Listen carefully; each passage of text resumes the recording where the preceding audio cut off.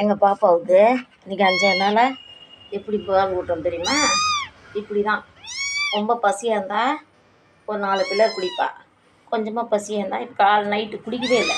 Night கொஞ்சம் biscuit கரைஞ்சி குழச்சி வச்சேன்னா நைட்டு எந்திரிக்கலை பசிக்கு. நான் அம்மா நாள் எந்திரிச்சா.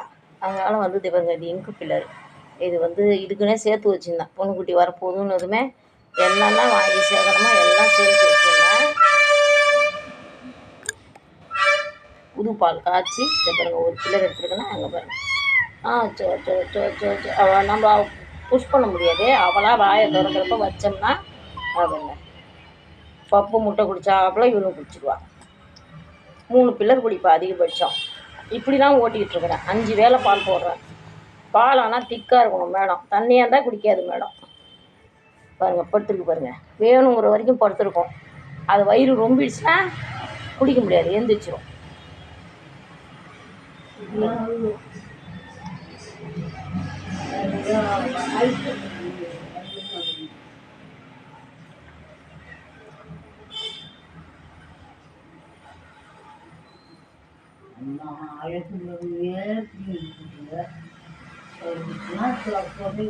இல்லைம்மா வருவாம்மா, கம்முனுருமா வருவான். அவன் 4 மாதம் கழிச்சாவது வருவான்.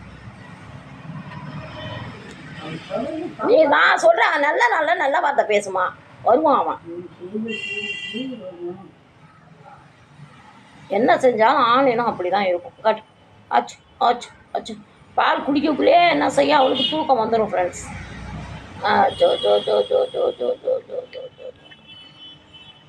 அவ்வளோதான் 2.5 பில்லர் குடித்ததும் நெளிய ஆரம்பிச்சிட்டா.